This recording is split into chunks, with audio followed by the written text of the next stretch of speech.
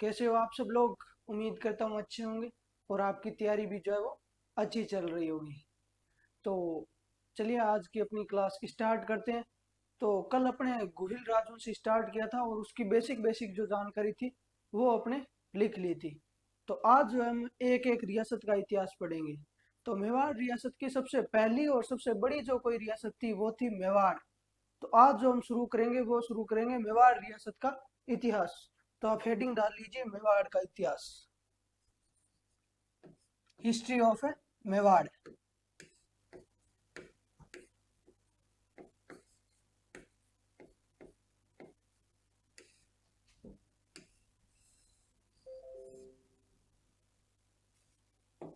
ये तो आप सबको पता है कि मेवाड़ के अंदर कौन से वंश का शासन था। तो मेवाड़ के अंदर गुहिल वंश का शासन था, क्योंकि इसकी जानकारी अपने कल देख ली थी। तो कौन से वंश का शासन था? गुहिल वंश का शासन था।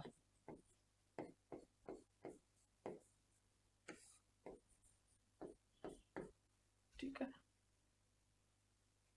अब एग्जामिनर थोड़ी सी मेवाड़ के इतिहास से सामान्य जानकारी में से क्वेश्चन पूछता है, और वो आपसे क्वेश्चन पूछता है मेवाड़ के प्राचीन नामों के।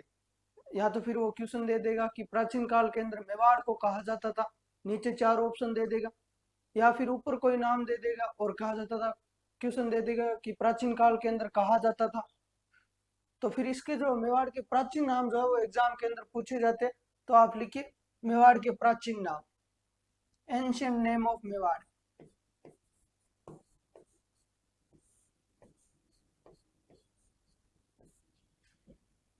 बेसिकली मेवाड़ के अपने पास 3 प्राचीन नाम मिलते हैं। कितने नाम मिलते हैं? 3। कौन कौन से एक बार आप लिख लीजिए, फिर एक एक को समझते हैं। इस मेवाड़ का जो सबसे प्राचीन नाम मिलता है वो नाम मिलता है मेदपाट। दूसरा जो नाम मिलता है वो नाम मिलता है प्रागवाट। और तीसरा जो नाम मिलता है वो नाम मिलता है सीवी जनपद।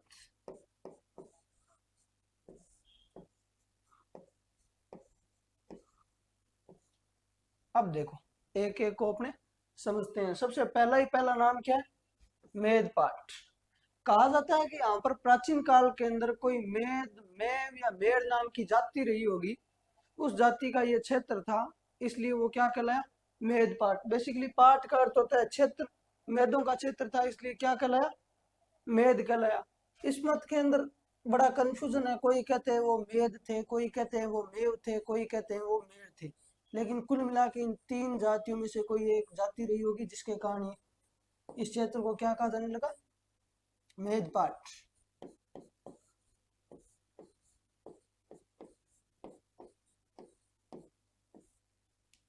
ये मेद या मेव या मेड़ जाति के कारण इसको क्या कहा जाने लगा? मेदपाट। दूसरा नाम क्या है? प्रागवाट। ये उदयपुर, राजसमंद, चित्तौड़, ये जो क्षेत्र है ये पहाड़ी भाग है, और पहाड़ी भाग के लिए वर्ड यूज में लिया जाता है प्रागवाट। तो प्रागवाट क्यों कहा जाता है? पहाड़ी भाग होने के कारण।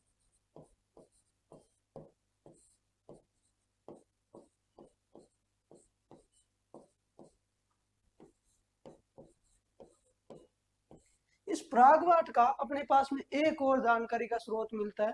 वो मिलता है अपने एमपी के अंदर एक जगह पड़ती है जबलपुर। उस जबलपुर के अंदर बहुत सारे घाट बने हुए हैं। उन घाटों में से एक घाट का नाम है भेड़ा घाट। वहां से हमें एक अभिलेख प्राप्त हुआ है। वो एक रानी का अभिलेख है। उस अभिलेख के अंदर वो रानी लिखाती है कि मैं फलाने राजा की रानी, मैंने यहाँ पर मंदिर का निर्माण करवाया। वो कुछ अपनी जानकारियां देती है।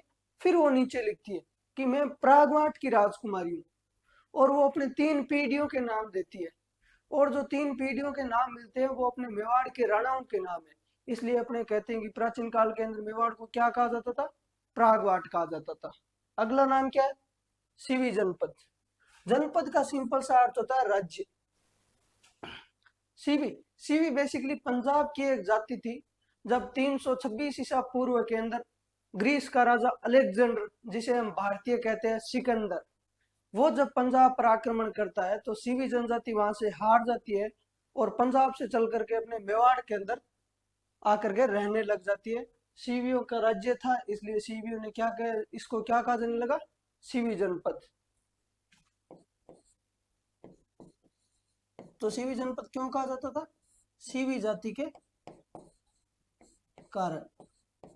सीवी जाति कहाँ की थी, पंजाब की। कब आई थी, 326 ईसा पूर्व के अंदर, जब सिकंदर इन पर क्या करता था, आक्रमण कर देता है।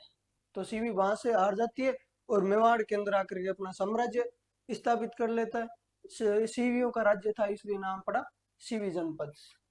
तो ये बेसिकली मेवाड़ के 3 प्राचीन नाम है। कौन कौन से, मेदपाट, प्रागवाट और सीवी जनपद। अब आगे चलते हैं। ये जो मेवाड़ के अंदर गोहिल वंश था, इसकी 2 शाखाएं थी। कितनी शाखाएं थी, 2 शाखाएं थी। तो आप पहले ऊपर नाम डाल लीजिए, गोहिल वंश।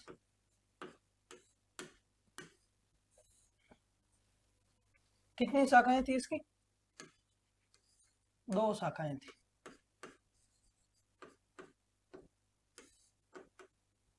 कौन कौन सी थी,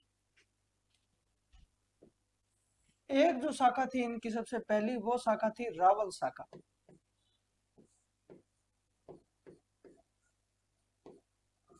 और दूसरी जो इनकी शाखा थी, वो शाखा थी राणा शाखा। कौन सी शाखा थी, राणा शाखा। ये वैसे तो बेसिकली इसको अपना डीप के अंदर पढ़ेंगे, पर पहले थोड़ा सा आपके दिमाग के अंदर फ्रेमवर्क बन जाए कि हमें इस टॉपिक के अंदर क्या क्या पढ़ना है और कौन कौन से राजा पढ़ने हैं। हमें इस टॉपिक के अंदर जो महत्वपूर्ण शासक हुए हैं उन्हीं को पढ़ना है, जिनका या तो फिर राजनीतिक योगदान ज्यादा रहा होगा, किसी का कल्चरल योगदान ज्यादा रहा होगा, किसी का प्रशासनिक योगदान अच्छा रहा होगा। तो वो राजा अपने को पढ़ने हैं जो एग्जाम के अंदर हर बार पूछे जाते हैं। अपने को राजाओं की वंशावलियां नहीं पढ़नी है, अपने को केवल वही फैक्ट पकड़ने हैं जो एग्जाम की दृष्टि से महत्वपूर्ण है। तो एक बार जो है हम उन सभी राजाओं के नाम लिख लेते हैं जिन राजाओं को हम पढ़ेंगे, ताकि आपके माइंड के अंदर वो रहे कि हाँ हमें कौन कौन से राजा पढ़ना है और हमने कितना पढ़ लिया और कितना और पढ़ना बाकी है। ठीक है, तो सबसे पहले जो अपने रावल शाखा के राजा हुए उनको देखते हैं। इस रावल शाखा के अंदर सबसे महत्वपूर्ण कोई शासक हुआ था, उस शासक का नाम था बप्पा रावल। क्या नाम था, बप्पा रावल। इसका जो शासनकाल है वो 734 से 53 तक। इसके शासनकाल के अंदर यूं बड़े मतभेद है। कोई कहते हैं उसका शासनकाल 51 तक था, कोई कहते हैं उसका 52 तक था, कोई कहते हैं 53 तक था। लगभग जो उसका 53 जो है वो एग्जैक्ट डेटा है, इसके बीच में 1-2 साल ऊपर नीचे होता है, वो चलता है। और वर्तमान एग्जाम्स के आप ट्रेंड देखोगे, उन ट्रेंडों को आप समझोगे तो आपको पता चलेगा कि आपको राजाओं के शासनकाल याद होने बड़े जरूरी है। क्योंकि आजकल एग्जामिनर कोई घटना दे देता है, उस घटना का सन आपको याद है, लेकिन एग्जामिनर पूछता है कि यह घटना किस राजा के काल में घटित हुई थी। यदि आपको राजाओं के शासनकाल याद नहीं होंगे तो फिर आप कैसे आइडिया लगा पाओगे कि ये उस राजा के काल के अंदर घटना घटित हुई थी। आपको लगभग आइडिया तो पता चलेगा ना कि भाई यहाँ 734 से लगभग 53 के बीच की घटना कोई घटित हुई हुई है, तो वो किसके शासनकाल में, बप्पा रावल के शासनकाल में है। इसलिए आपको अब राजाओं के जो है वो शासनकाल भी याद रखने हैं। इस अलट बप्पा रावल के बाद में जो दूसरा शक्तिशाली राजा हुआ था, उस राजा का नाम था अलट। इस अलट का जो शासनकाल था वो था 951 से 71 तक। इस अलट के बाद में जो अगला राजा हुआ, उस राजा का नाम है जैतर सिंह। जैतर सिंह का शासनकाल है 1213 से 53। जैतर सिंह के बाद में जैतर सिंह का बेटा राजा बनता है, उस बेटे का नाम था तेज सिंह। तेज सिंह का जो शासनकाल है वो है 1253 से 73 तक। और तेज सिंह के बाद में इस रावल शाखा का जो अंतिम शासक हम पढ़ेंगे, उस शासक का नाम है रतन सिंह। इस रतन सिंह के बाद में रावल शाखा समाप्त हो गई थी और राणा शाखा आ गई थी। रतन सिंह का शासनकाल है 1302 से 3 तक। और इसी रतन सिंह के शासनकाल के अंदर चित्तौड़ का सबसे पहला शाखा जो हुआ था वो रतन सिंह के शासनकाल के अंदर हुआ था। ठीक है, अब राणा शाका के देख लेते हैं कौन कौन से शासक हुए जो हमें पढ़ने। तो इस राणा शाका का सबसे पहला जो शासक हुआ था उस शासक का नाम था हमीर। 1326 से 64 तक का इसका टाइम पीरियड है। हमीर के बाद में जो अगला राजा हुआ उस राजा का नाम है राणा लाखा। लाखा का शासनकाल है वो 1382 से 1421 है। लाखा के बाद में लाखा का बेटा राजा बनता है, उस बेटे का नाम था मोकल। मोकल का शासनकाल है 1421 से 33 तक। इस मोकल के बाद में मोकल का बेटा राजा बनता है, उस बेटे का नाम था कुंभा। कुंभा का शासनकाल है 1433 से 68। और इसके अंदर लगभग जो सबसे इंपॉर्टेंट राजा है जिसका हर किसी ना किसी एग्जाम के अंदर क्वेश्चन पूछा जाता है वो कुंभा से ही पूछा जाता है, क्योंकि कुंभा का सभी फील्ड के अंदर बहुत अच्छा योगदान रहा था। चाहे आपको उसका राजनीतिक ले लो, चाहे उसका आपका सांस्कृतिक ले लो, चाहे उसका आप प्रशासनिक ले लो, चाहे आप उसका किसी भी फील्ड के अंदर ले लो, कुंभा का योगदान जो है वो बहुत अच्छा रहा था। तो इसलिए एग्जामिनर ज्यादा से ज्यादा क्वेश्चन आपके कुंभा से ही पूछता है। कुंभा के बाद में कुंभा का एक बेटा राजा बना था, उस बेटे का नाम था उदय या उदय सिंह। उसके बारे में ज्यादातर कोई बातें हैं नहीं, केवल 5 साल के लिए राजा बना था और उसको बाद में उसके भाई रायमल ने ही हटा दिया था। तो कुंभा के बाद में जो अगला राजा हम पढ़ेंगे वो पढ़ेंगे रायमल। रायमल का शासनकाल है 1473 से 1509। इस रायमल के बाद में रायमल का एक बेटा था जिसका नाम था सांगा या फिर संग्राम सिंह फर्स्ट, वो राजा बनता है। सांगा का शासनकाल है 1509 से 28। इस सांगा के बाद में सांगा का एक बेटा राजा बनता है, उस बेटे का नाम था रतन सिंह। ये मात्र 3 साल के लिए राजा बना था, 1528 से 31। इस रतन सिंह के बाद में रतन सिंह का एक भाई राजा बना था, उस भाई का नाम था विक्रमादित्य। क्या नाम था? विक्रमादित्य। ये भी 5 साल के लिए राजा बना था, 1531 से 36 तक। और इसी के शासनकाल के अंदर मेवाड़ के अंदर दूसरा शाखा हुआ था चित्तौड़ का, विक्रमादित्य के शासनकाल के अंदर।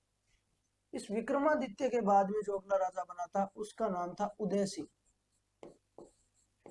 उदय सिंह का जो एग्जैक्ट शासनकाल है वो आपका 1540 से समाप्त होता है, 1540 से शुरू होता है और 72 तक समाप्त होता है, क्योंकि बीच में 3 साल तक बनवीर राजा बना था जो विक्रमादित्य की हत्या करके राजा बना था।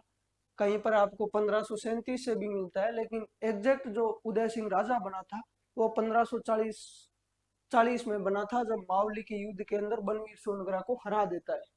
ठीक है, उदय सिंह के बाद में उदय सिंह का बेटा राजा बनता है महाराणा प्रताप, जो कि बहुत बड़े शक्तिशाली राजा थे।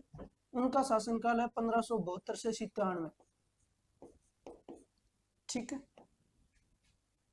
अब महाराणा प्रताप के बाद में महाराणा प्रताप का एक बेटा राजा बना था जिसका नाम था अमर सिंह फर्स्ट। और इसी अमर सिंह ने सर्वप्रथम मेवाड़ मुगल संधि की थी। इसका शासनकाल है 1597 से 1620। ठीक है, अमर सिंह के बाद में अमर सिंह का बेटा राजा बना था जिसका नाम था कर्ण सिंह। कर्ण सिंह का शासनकाल है 1620 से 28। और कर्ण सिंह मेवाड़ का पहला राजा था, पहला राजा या राजकुमार था जो मुगल दरबार के अंदर उपस्थित हुआ था। कर्ण सिंह के बाद में अगले राजा बने थे जगत सिंह फर्स्ट।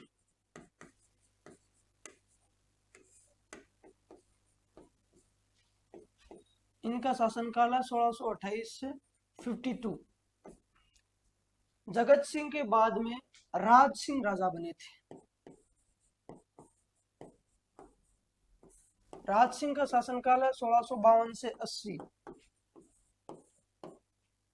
और इन्हीं राज सिंह ने जो है वो आपके राजसमंद झील का क्या करवाया था? निर्माण करवाया था। राज सिंह के बाद में जो अगले राजा बने उन राजा का नाम है जय सिंह। जय सिंह का जो शासनकाल था वो था 1680 से 98। और जय सिंह के बाद में जो मेवाड़ के अगले राजा बने उन राजा का नाम था अमर सिंह सेकंड। और इन्हीं अमर सिंह सेकंड के शासनकाल के अंदर आपके देबारी समझौता होता है 1698 से 1710। और 1708 के अंदर आपके जो है वो देबारी समझौता होता है। अमर सिंह सेकंड के बाद में जो अगला राजा बना था उस राजा का नाम था संग्राम सिंह सेकंड। अब लगातार आपके सेकंड ही सेकंड आ रहे हैं। संग्राम सिंह फर्स्ट जो है वो आपके राणा सांगा को कहा जाता है। कुछ बच्चे कंफ्यूजन हो जाते हैं कि संग्राम सिंह फर्स्ट तो सर ने लिखा है ही नहीं, तो संग्राम सिंह फर्स्ट जो है वो आपके राणा सांगा को ही कहा जाता था। ठीक है, तो संग्राम सिंह सेकंड का शासनकाल है 1710 से 34। और इन्हीं संग्राम सिंह सेकंड ने उदयपुर के अंदर सहेलियों की बाड़ी का निर्माण करवाया था। और इन्हीं के शासनकाल के अंदर मराठों ने सबसे पहले मेवाड़ से चौथ वसूल की थी। और वो राजस्थान में मराठों का पहला आगमन था। किसके शासनकाल में? संग्राम सिंह सेकंड के शासनकाल के अंदर। संग्राम सिंह सेकंड के बाद में जो अगले राजा बनते हैं वो बनते हैं जगत सिंह सेकंड। और जगत सिंह का सेकंड का जो शासनकाल है वो आपका 1734 से 52। ठीक है, और जगत सिंह के बाद में जो हम अगला राजा पढ़ेंगे वो पढ़ेंगे भीम सिंह। भीम सिंह पढ़ने के साथ ही आपका मेवाड़ रियासत के इतिहास में जो गुहिल वंश है उसका मिडाइवल वाला जो सेगमेंट है वो आपका कंप्लीट हो जाता है। उसके बाद में आपका मॉडर्न शुरू हो जाएगा। और मॉडर्न के अंदर हम आगे जो राजा आएंगे वो पढ़ लेंगे, क्योंकि वो 1857 की क्रांति पढ़ेंगे तब पढ़ लेंगे, किसान आंदोलन पढ़ेंगे तब पढ़ लेंगे जो इम्पोर्टेंट हो गए वो। उसके बाद में प्रजामंडल आंदोलन हुए थे तब पढ़ लेंगे, कोई न्यूज़पेपर है उनसे संबंधित तब भी पढ़ लेंगे। तो मिडाइवल वाला सेगमेंट आपका यहीं पर समाप्त हो जाता है।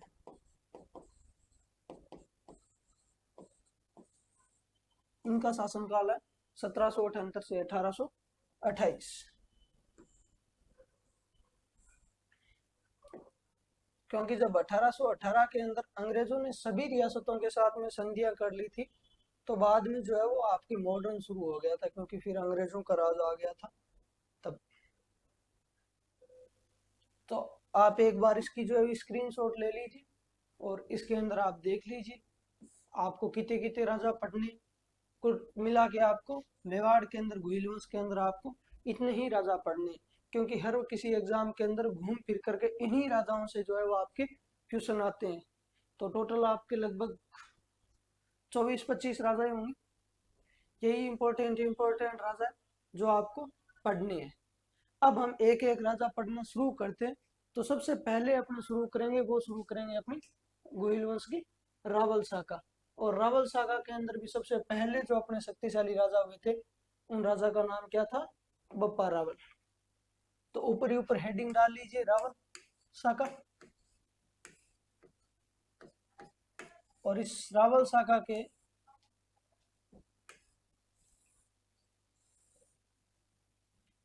जो आपके सबसे शक्तिशाली जो शासक हुए थे उन शासक का नाम था बप्पा रावल। तो हेडिंग डाल लीजिए बप्पा रावल। इनका शासनकाल कब से कब तक है? 734 से 53 तक। आपको इनका एग्जैक्ट शासनकाल तो अपने को मिलता नहीं है क्योंकि बड़ा कंट्रोवर्सी के अंदर है, पर लगभग यही जो है वो आपके सही मिलता है, क्योंकि जो आपकी एनसीईआरटी है और राजस्थान बोर्ड की बुक है उनके अंदर कहीं पर जो है लास्ट में 753 ही लिखा गया है। ठीक है, इस बप्पा रावल का जो अपने को वास्तविक जो नाम मिलता है, एक्चुअल जो नेम मिलता है वो नेम मिलता है कुंभलगढ़ प्रशस्ति के अंदर कालभोज। इनका वास्तविक नाम अपने को क्या मिलता है? कालभोज।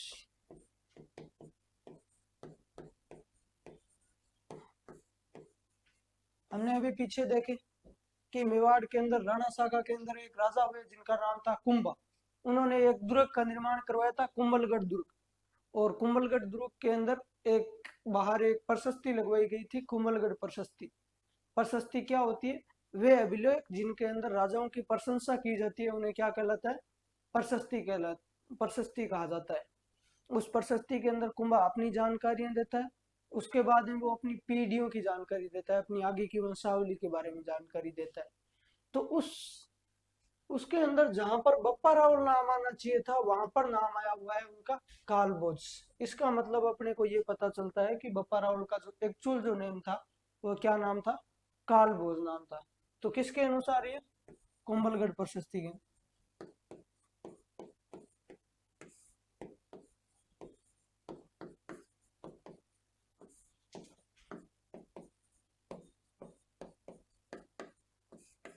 आपसे एग्जामिनर क्वेश्चन पूछ सकता है कि बप्पा रावल को कालभोज कहा गया है, कौन सी प्रशस्ति के अंदर कहा गया है? वो कहा गया आपको कुंभलगढ़ प्रशस्ति के अंदर कहा गया है। या फिर वैसे पूछ ले कि कुंभलगढ़ प्रशस्ति के अंदर बप्पा रावल को कहा गया है, तो क्या कहा गया? कालभोज कहा गया। तो बप्पा रावल का वास्तविक नाम क्या था? कालभोज। अब बात आती है कि सर इनका वास्तविक नाम यदि कालभोज था तो फिर इन्हें बप्पा रावल क्यों कहा जाता है? तो देखो, मेवाड़ के अंदर होता क्या था? मानो एक राजा के 8 बेटे हैं या 9 बेटे हैं, उनमें से जो सबसे बड़ा बेटा जो होता था वो तो बन जाता था राजा। अब बाकी जो बेटे बच जाते थे उनको सामंत बना दिया जाता था, यानी कुछ भूमि दे दिया उनको, राज्य का कुछ हिस्सा दे दिया जाता था और उनको कहा जाता था कि वो जो है जगह तू संभाल। तो उन्हें क्या बना दिया जाता था? सामंत बना दिया जाता था।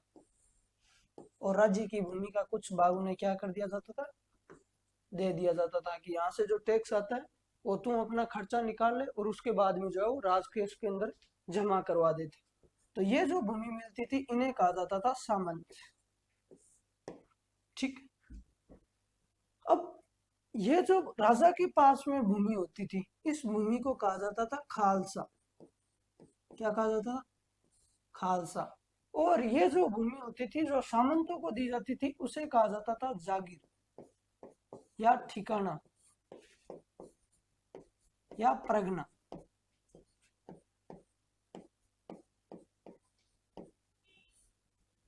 परगना। अब ये जो मेवाड़ के राजा होते थे ये अपनी उपाधि धारण करते थे रावल, रावल, महारावल, इस प्रकार की धाव, महाराव, इस प्रकार के मेवाड़ के राजा क्या धारण करते थे? उपाधियां धारण करते थे। और ये जो सामंत जो होते थे ये उपाधि धारण किया करते थे राणा। कौन सी उपाधि धारण किया करते थे? राणा उपाधि। तो अब इससे एक बात तो पता चल गई कि भाई रावल तो इनकी क्या है? उपाधि है। अब बात आती है कि सर रावल इनकी उपाधि है तो फिर इन्हें बप्पा क्यों कहा जाता है? तो देखो, मेवाड़ जो है अपना टच करता है गुजरात के, और गुजरात के अंदर किसी भी सामान्य व्यक्ति के लिए वर्ड यूज में लिया जाता है बापू। महात्मा गांधी इसलिए बापू नहीं है कि वो बूढ़े हैं या फिर बुजुर्ग है, वो इसलिए बापू कहलाते हैं क्योंकि वो एक सम्माननीय व्यक्ति थे। आप जब कभी गुजरात के कोई क्रिकेटर है वो क्रिकेट खेलते हैं तो फिर उनके नीचे में गुजरातियों के कमेंट देखा करो, वो लिखते हैं कि क्या शॉट मारा है बापू। तो अपने को लगता है कि यार बड़ी छोटी उम्र के अंदर बापू नहीं बना दिया आपने, क्योंकि बापू उनके लिए क्या है? एक सम्माननीय वर्ड है। तो अब पास पास में तो है तो भाषा का प्रभाव तो दिखाई देगा। अपने तो मारवाड़ी के अंदर कहावत भी है कि कालिया कने गोरियो बैठा रंग नहीं, तो बुद्धि तो जरूर ही आवे। तो फिर भाषा तो अपना प्रभाव दिखाएगी। तो मेवाड़ के अंदर भी बापू राजा कौन बने हुए थे? बप्पा रावल यानी कालभोज। तो राजा से सम्माननीय व्यक्ति और कौन होंगे? तो फिर मेवाड़ वालों से कोई पूछता कि आजकल भाई आपके राजा कौन बने हुए? कि अरे आपने तो बापजी रावल है, बापजी रावल है। ऐसे करते करते बापजी रावल करते करते नाम क्या पड़ गया? बप्पा रावल। मैं तो कहता हूँ आप आज भी जो गुजरात के टच करता हुआ आपने राजस्थान का भाग है उसके अंदर आपके कोई व्यक्ति यदि भगवान के भी जाकर गया था, आप उससे पूछोगे कि कहाँ पर जाकर आया था, तो वो कहिए ठीक बाप जी जान आयो। इसका मतलब बाप जी वो एक सम्माननीय वर्ड है। ठीक है। अब देखो, ये जो बप्पा रावल था ये नागदा रहा करता था। कहाँ रहा करता था? नागदा। और नागदा के अंदर एक ऋषि रहा करते थे, जिन ऋषि का नाम था हारित ऋषि। भगवान शिव के बहुत बड़े भक्त थे हारित ऋषि। और बपारावल अक्सर इनके पास में जाया करता था। अपने आज भी परंपरा है कि हम जब भी साधु संतों के पास में जाते हैं तो उनके पैर वगैरह छूते हैं, तो पहले थोड़ी सी धार्मिक भावना ज्यादा रही होगी, तो बप्पा रावल इनके पास में अक्सर जाया करता। और ऐसी कहानियां ऐसी भी चलती है कि बप्पा रावल जो है वो हारित ऋषि की गायें चराया करता था। एक दिन जब हारित ऋषि का अंतिम समय आया तो हारित ऋषि ने बप्पा रावल को बुलाया और कहा कि बप्पा रावल कुछ मांग। तो बप्पा रावल ने कहा कि साहब, नागदा छोटी सी जागीर है, यहाँ से तो पेट भराई नहीं होती, नरेगा पर जाना पड़ता है, कुछ ढंग से जुगाड़ कर दो आपसे हो सके तो हारित ऋषि ने कहा कि जहाँ भगवान शिव कृपा करेंगे और एक दिन जो है तुम वो चित्तौड़ का राजा बन जाएगा। किसका राजा बन जाएगा? चित्तौड़ का। अब जैसे ही बप्पा रावल ने ये सुना, बप्पा रावल के कान खड़े हुए। बप्पा रावल ने कहा साहब ये वापस रिपीट करना कि जहाँ भगवान शिव कृपा करेंगे और तू एक दिन चित्तौड़ का राजा बन जाएगा। बप्पा रावल ने कहा आप थोड़ा ज्यादा नहीं बोल गए, हम जिस प्रकार से भारत का मैप खरीदते हैं साथ में श्रीलंका फ्री आता है, ठीक उसी प्रकार से आप जब मेवाड़ या चित्तौड़ का मैप खरीदते हो तो साथ के अंदर नागदा फ्री आता है। तो मैं चित्तौड़ का कैसे राजा बन सकता हूँ? चित्तौड़ आपको पता है कितनी बड़ी रियासत है, नागदा तो मेरी छोटी सी जागीर। हारित ऋषि ने कहा मैं कह रहा हूँ ना, बनेगा तो बनेगा, पहले इस्तेमाल करो फिर विश्वास करो। तो हारित ऋषि ने क्या आशीर्वाद दिया कि ये तुम एक दिन चित्तौड़ का क्या बन जाएगा? राजा बन जाएगा। अब देखो मैं आपको थोड़ी सी और बात बताता हूँ। भारत पर पहला कोई सफल विदेशी आक्रमण है वो 712 का है। कब का है? 712 का है, जब मोहम्मद बिन कासिम अधिकार कर लेता है सिंध पर। कहां पर? सिंध पर। हम पढ़ते हैं बैटल ऑफ रावर, रावर का युद्ध 712 के अंदर सिंध का शासक दहिर लड़ता हुआ मारा जाता है और मोहम्मद बिन कासिम फाइनली किस पर अधिकार कर लेता है? सिंध पर अधिकार कर लेता है। मोहम्मद बिन कासिम क्या गजब का व्यक्ति था, 18 साल की उम्र के अंदर उसने सिंध पर अधिकार कर लिया था। अब जिस व्यक्ति ने सिंध पर कब्जा किया है तो फिर मोहम्मद बिन कासिम और उसके उत्तराधिकारियों को आगे बढ़ना है। आगे बढ़ना है तो आगे किधर बढ़ेंगे? राजस्थान की तरफ, क्योंकि अपने बाड़मेर जैसलमेर के आगे शुरू क्या हो जाता है? सिंध शुरू हो जाता है। तो वो अब आगे किसकी तरफ बढ़ेंगे? राजस्थान की तरफ बढ़ेंगे। और राजस्थान के अंदर सबसे बड़ा, सबसे सर्वश्रेष्ठ शक्तिशाली किला या फिर कोई राज्य जो था वो था अपना चित्तौड़। यानी किसी को राजस्थान पर अधिकार करना है तो सबसे पहले कहां पर अधिकार करना होगा? चित्तौड़ पर। तो मोहम्मद बिन कासिम और उसके उत्तराधिकारी सोच रहे हैं कि हम अगला आक्रमण कहां करेंगे? राजस्थान के अंदर। राजस्थान में भी कहां करेंगे? चित्तौड़ के अंदर। उन दिनों चित्तौड़ के अंदर एक मौर्य राजा राज कर रहा था, उसका नाम था मान मौर्य। क्या नाम था? मान मौर्य। ये बप्पा रावल का मामा था और बप्पा रावल इसका भांजा था। धाप के बेलखना व्यक्ति था इसके अंदर, राजाओं वाले गुण नहीं थे एक भी। अब इस जो मान मौर्य के मंत्री थे, उन मंत्रियों को लगा कि यार यदि उधर से मुस्लिम आक्रमण हो गया तो मान मौर्य उस आक्रमण को झेल नहीं पाएगा और चित्तौड़ पर किसका अधिकार हो जाएगा? मुस्लिमों का या विदेशियों का अधिकार हो जाएगा। तो इस मान मौर्य के जो मंत्री थे वो अपने चला करके गए बप्पा रावल के पास और जाकर के बप्पा रावल को कहा कि बप्पा रावल, आपको पता है कि थोड़े दिन पहले सिंध पर जो है वो विदेशियों ने या मुस्लिमों ने अधिकार कर लिया? बप्पा रावल ने कहा हाँ पता है। तो कि अब आपको नहीं लगता कि वो अगला आक्रमण राजस्थान की तरफ करेंगे? राजस्थान में भी कहां करेंगे? चित्तौड़ के अंदर करेंगे। तो बप्पा रावल ने कहा हाँ, कि आपको लगता है कि मान मौर्य उस आक्रमण को झेल पाएगा? बप्पा रावल ने कहा अरे लगता तो मुझे नहीं है, पर मैं क्या करूं आप तो ये बताओ। तो उस मान मौर्य के मंत्रियों ने कहा कि हम तो कहते हैं कि मामा जी को लगाओ साइड में और खुद बन जाओ चित्तौड़ के राजा।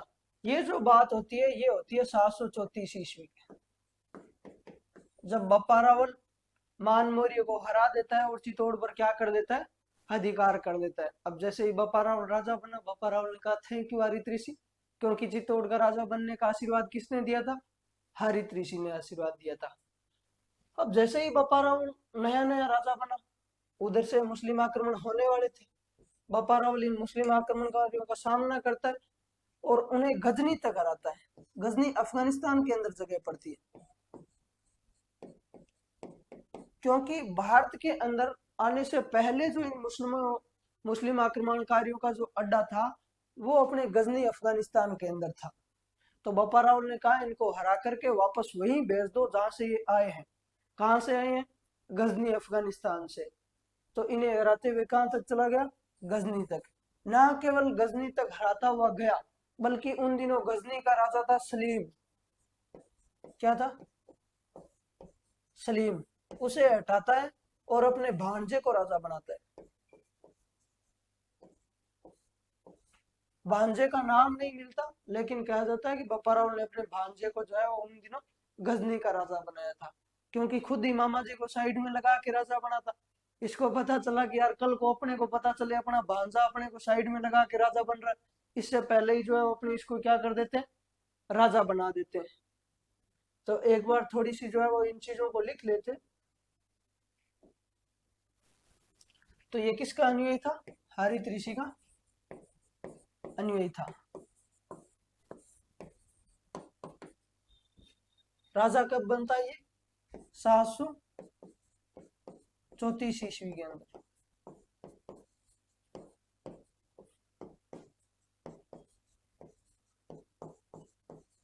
मान मौर्य को हराकर चित्तौड़ पर अधिकार कर देता है।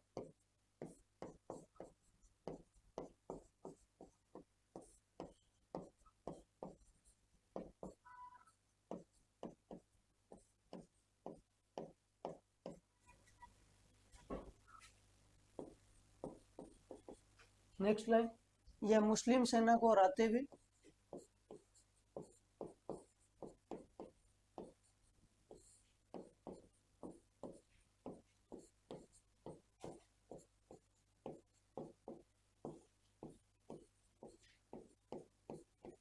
गजनी तक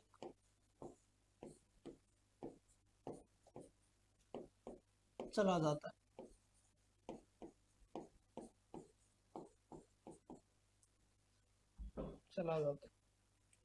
इसने गजनी के कौन से राजा को हराया था? सलीम को। इसने गजनी के राजा सलीम को हटाकर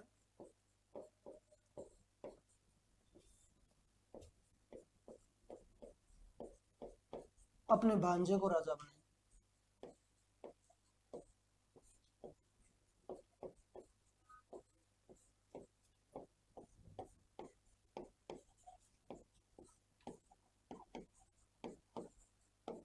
अब देखो आगे पढ़ते हैं।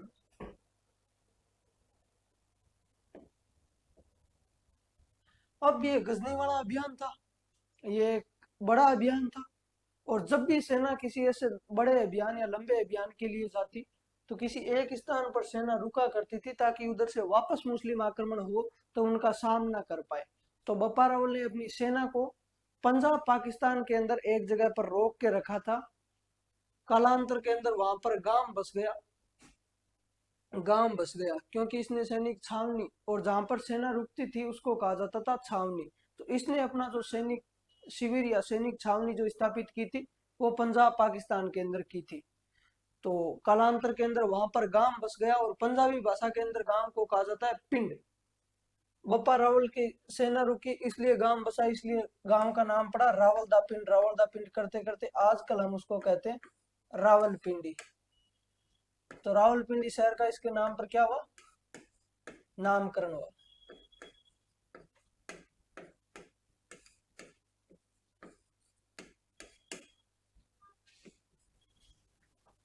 अब देखो, अपने एक इतिहासकार हुए चिंतामणि विनायक वैद्य, जिनको शॉर्ट फॉर्म में हम कहते हैं सीबी वैद्य।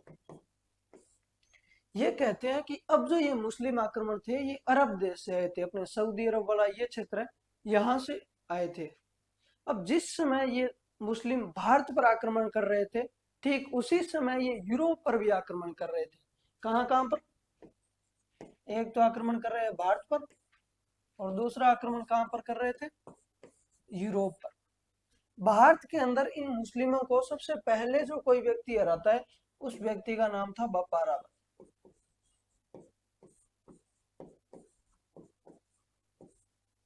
और यूरोप के अंदर इन मुस्लिम आक्रमणकारियों को सबसे पहले कोई हराता है उस व्यक्ति का नाम था चार्ल्स मार्टेल, जो कि एक फ्रेंच कमांडर था, फ्रांसीसी सेनापति था। कौन था चार्ल्स मार्टेल? फ्रांसीसी सेनापति, फ्रेंच कमांडर चार्ल्स मार्टेल। इसका मतलब दोनों ने सेम काम किए। भाई इधर भी बप्पा रावल भारत के अंदर सबसे पहले मुस्लिमों को हरा रहा है, उधर चार्ल्स मार्टेल यूरोप के अंदर सबसे पहले मुस्लिमों को हरा रहा है। इसका मतलब दोनों बराबर है। तो सीवी वैद्य जो है अपने बप्पा रावल की तुलना फ्रांसीसी सेनापति चार्ल्स मार्टेल से करते हैं। ठीक है। अब ये बप्पा रावल अपनी राजधानी जो बनाता है ये बनाता है नागदा को। राजधानी किसे बनाता है? नागदा को। बप्पा रावल ने कहा ठीक है अपने चित्तौड़ के राजा है पर अपनी कर्मस्थली कहाँ रही है? नागदा। और नागदा के कारण ही अपने जो है वो चित्तौड़ के राजा बने, इसलिए अपनी राजधानी कहाँ रखेंगे? नागदा रखेंगे। अब बप्पा रावल को लगा कि यार अपने राजा किसके आशीर्वाद से बने थे? हरित ऋषि। हरित ऋषि किसके भगत थे? भगवान शिव के भगत थे। इसका मतलब अपने भी किसके भक्त है? भगवान शिव के। और भगवान शिव का ये एक और नाम होता है एकलिंग जी। क्या नाम होता है?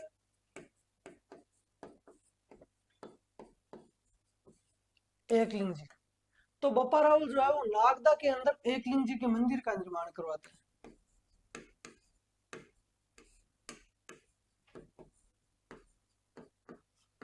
कहां पर? नागदा के अंदर। और ये जो मंदिर है ये लकुली संप्रदाय से संबंधित है। इस मंदिर का संबंध किस संप्रदाय से? वो है आपका लकुली संप्रदाय से।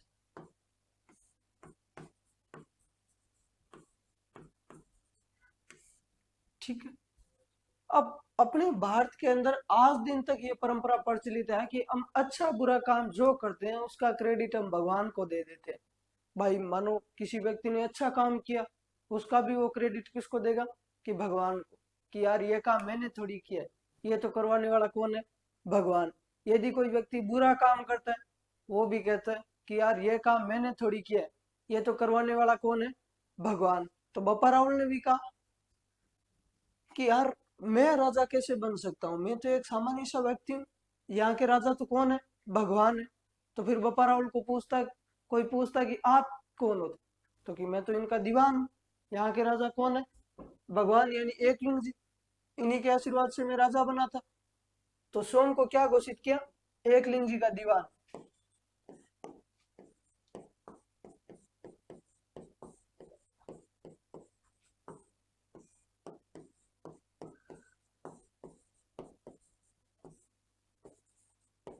और कालांतर के अंदर मेवाड़ के सभी राजाओं ने जो है सोम को एकलिंग जी का दीवान घोषित किया कि भाई मुझे तो भगवान ने ये अधिकार दे रखे हैं कि तू इस क्षेत्र के अंदर बैठ जा और यहाँ से जो टैक्स वगैरह इकट्ठा कर ले और इस क्षेत्र की जो है वो सुरक्षा क्या कर दे? तू कर दे। तो भगवान तो यहाँ के जो है वो एकलिंग जी है, मैं तो उनका क्या हूँ? दीवान हूँ। और कालांतर के अंदर मेवाड़ के सभी राजाओं ने स्वयं को क्या घोषित किया? एकलिंग जी का दीवान। और जब भी ये मेवाड़ के राजा कहीं पर युद्ध वगैरह करने जाते तो फिर भगवान एकलिंग जी के जो है वो आगे एकलिंग जी के आकर के आशीर्वाद लेकर के जाते थे, जिसे कहा जाता था आस का लेना। कि भाई हम आपके साम्राज्य को आगे बढ़ाने के लिए जा रहे हैं, आप हमें कृपा करना और इस युद्ध को जो है वो जितवाना। ठीक है। बप्पा रावल अपने चित्तौड़ के अंदर एक और मंदिर का निर्माण करवाता है, सूर्य मंदिर। कौन से मंदिर का निर्माण करवाता है? सूर्य मंदिर का। कालांतर के अंदर आक्रमणकारियों ने सूर्य मंदिर को तोड़ दिया। फिर भगवान सूर्य की तो मूर्ति मिली नहीं, तो फिर इस जगह पर कोई किसी व्यक्ति ने कहा कि वहां पर कोई कालिका माता की मूर्ति रखी हुई है, वो ला करके इस मंदिर के अंदर रख दो। तो इस मंदिर का वर्तमान स्वरूप जो है वो है आपका कालिका माता मंदिर।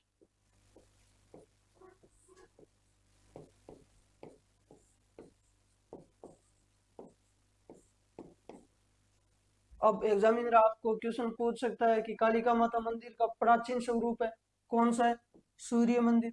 या फिर पूछ ले कि सूर्य मंदिर जो का वर्तमान स्वरूप है कौन सा है, कालिका माता मंदिर।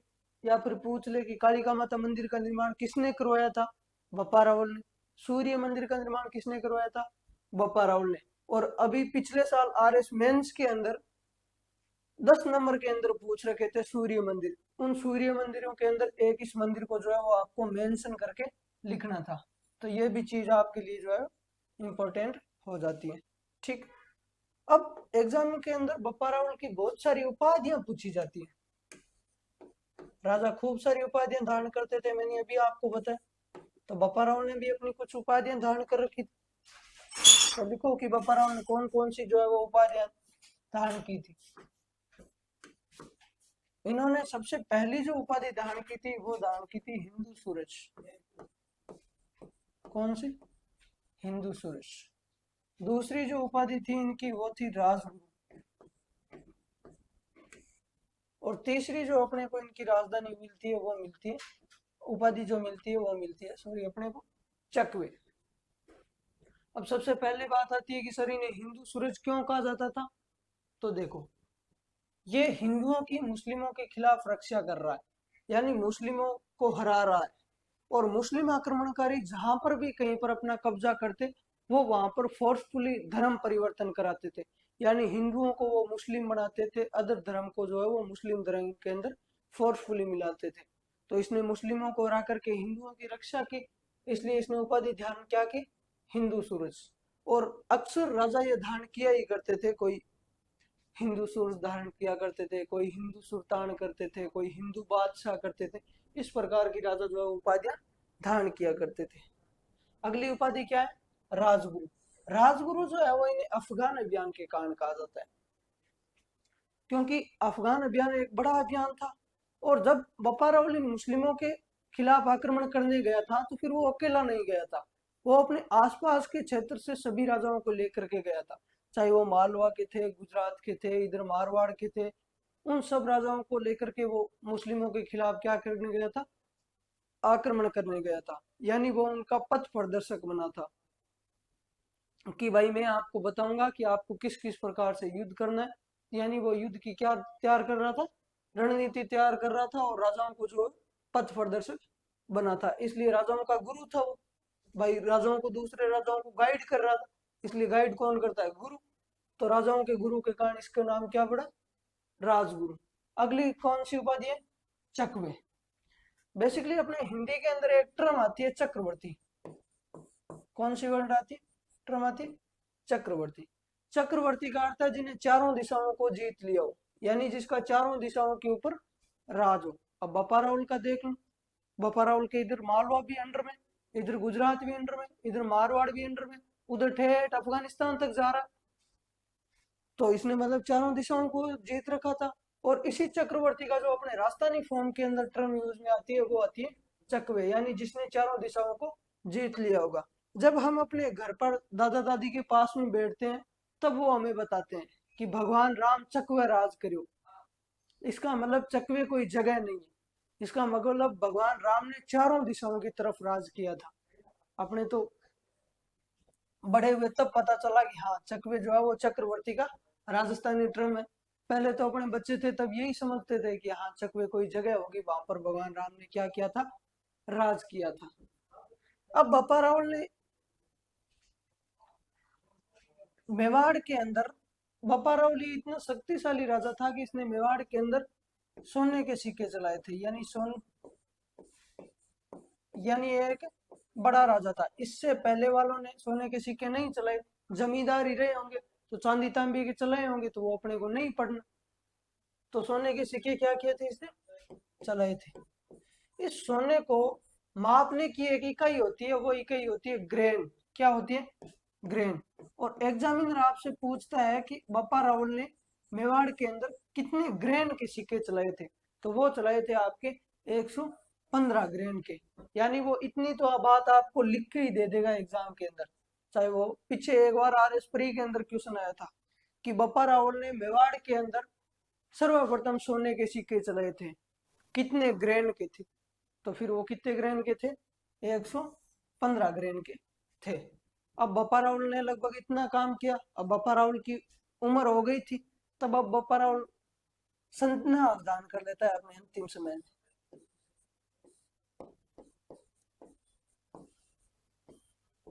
बप्पा राहुल क्या दान कर लेता है? संन्यास। और इस बप्पा राहुल का एक बड़ा बेटा था जिसका नाम था खुमान। क्या नाम था?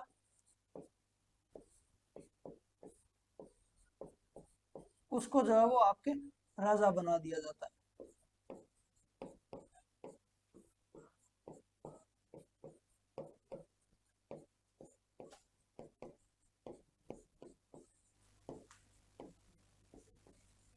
अपने जीते जी बप्पा राहुल जो वो किसको राजा बना देता है?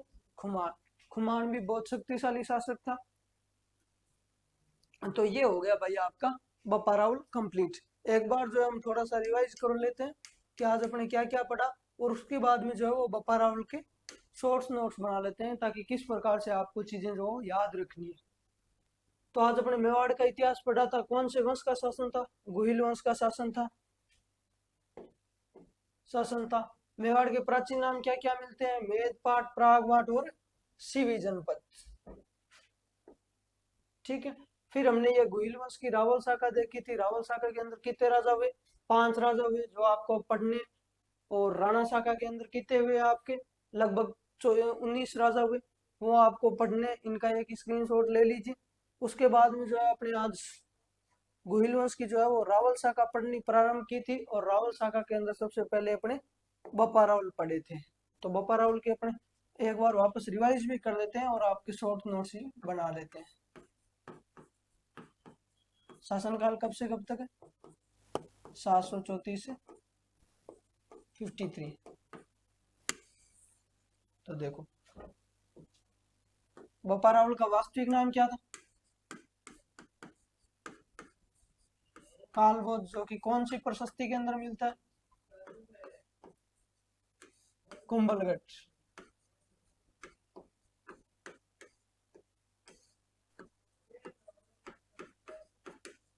फिर ये कौन से ऋषि का अनुयायी था? तो ये हारित ऋषि का अनुयायी था।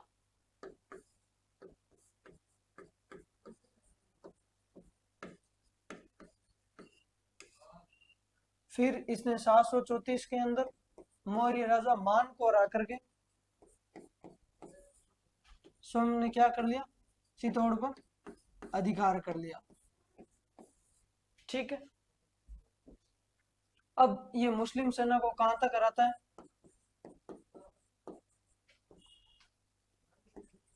गजनी अफगानिस्तान तक। और गजनी के कौन से राजा को हटाता है? सलीम को। और किसे राजा बनाता है? अपने भांजे को राजा बनाता है। ठीक है। फिर हमने देखा कि इतिहासकार चिंतामणि विनायक वैद्य चाहे वो इसकी तुलना किससे करते हैं? फ्रांसीसी सेनापति चार्ल्स मार्टेल से करते हैं। फिर इसके कारण कौन से शहर का नामकरण हुआ था? तो वो हुआ था आपके रावलपिंडी शहर का नामकरण, जो कि वर्तमान के अंदर पंजाब पाकिस्तान के अंदर। ठीक है।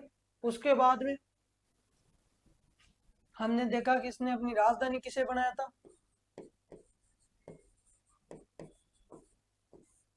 नागदा के अंदर।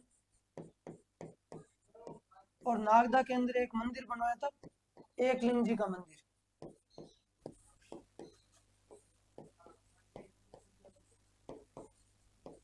और ये मंदिर किस संप्रदाय से संबंधित है? तो वो है आपका लकुली संप्रदाय से। और स्वयं को क्या घोषित किया था? एकलिंग जी का दीवान। कालांतर के अंदर मेवाड़ के सभी राजा स्वयं को क्या मानते थे? एकलिंग जी का दीवान। और ये अक्सर हर किसी राजा के साथ में होता था। जैसे कोई जयपुर वालों से पूछता कि आप यहाँ के राजा हो, तो वो कहते नहीं, यहाँ के राजा गोविंद देव जी है, हम तो इनके क्या है? दीवान है। यदि कोई बीकानेर वालों से पूछता कि आप यहाँ के राजा हो, तो कहते नहीं, यहाँ के राजा तो लक्ष्मीनाथ जी है, हम तो उनके क्या है? दीवान है। कोई सिरोही वाले से पूछता कि आप यहाँ के राजा हो, तो फिर वो कहते नहीं, यहाँ के राजा तो सारणेश्वर जी महादेव है, हम उनके क्या है? दीवान है। ठीक उसी प्रकार भी बप्पा रावल ने स्वयं को किसका घोषित किया था, एकलिंग जी का दीवान घोषित किया था। ठीक है, इसके बाद में इसने चित्तौड़ के अंदर एक और मंदिर का निर्माण करवाया था, सूर्य मंदिर का निर्माण।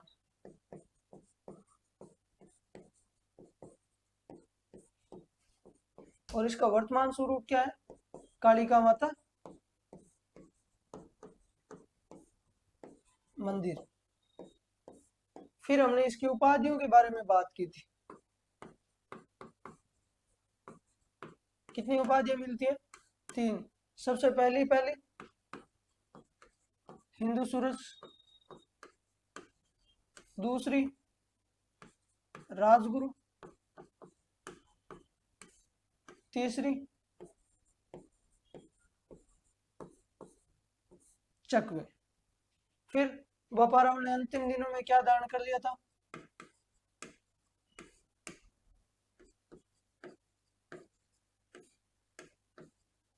संन्यास। और अपने कौन से बेटे को राजा बना दिया था, तो वो बना दिया था अपने बेटे खुमान को राजा बना।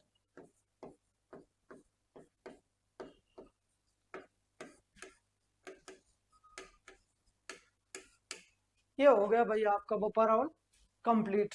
तो फाइनली इस बप्पा रावल की एक स्क्रीनशॉट ले लीजिए और आप सभी राजाओं के जो है वो इस प्रकार से शॉर्ट नोट तैयार कर लीजिए, क्योंकि एक राजा लगभग आपके मुश्किल से आधे पेज के अंदर आ जाएगा। और फिर आपके एग्जाम के अंदर आपको की पॉइंट याद रखने होंगे कि हाँ बप्पा रावल का वास्तविक नाम कालभोज था, हारित ऋषि का अनुयायी था, 734 ईस्वी में मान मौर्य को हराकर चित्तौड़ पर अधिकार कर लिया था, मुस्लिम सेना को गजनी तक कराया था और गजनी के राजा सलीम को हटा करके अपने भांजे को राजा बनाया था। इसके कारण रावलपिंडी शहर का नामकरण पड़ा। सीवी बेदी ने इसकी तुलना फ्रांसीसी सेनापति चार्ल्स मार्टेल से की। राजधानी इसने अपनी नागदा बनाई थी। नागदा के अंदर एकलिंग जी का मंदिर बनवाया था और स्वयं को एकलिंग जी का दीवान घोषित किया। कालांतर के अंदर मेवाड़ के सभी राजाओं ने स्वयं को एकलिंग जी का दीवान घोषित किया। फिर इसने चित्तौड़ के अंदर एक सूर्य मंदिर का निर्माण करवाया था, जिसका वर्तमान स्वरूप कालिका माता मंदिर है। फिर इसने मेवाड़ के अंदर सोने के सिक्के चलाए थे। हाँ सॉरी, एक और वो, इसने मेवाड़ के अंदर किसके सिक्के चलाए थे, सोने के सिक्के चलाए थे। वो कितने ग्रेन के थे, 115 ग्रेन के थे। ठीक है, फिर इसकी उपाधियां हिंदू सूरज, राजगुरु और चकवे। और अपने अंतिम दिनों में बप्पा रावल ने क्या दान कर दिया था, संन्यास। और अपने बेटे खुमान को क्या बना दिया था, राजा बना दिया था। तो ये हो गया आपका बप्पा रावल कंप्लीट। नेक्स्ट की क्लास के अंदर अपने कंटिन्यू करेंगे। तो आज की क्लास के अंदर इतना ही, मिलते हैं नेक्स्ट क्लास के अंदर। धन्यवाद।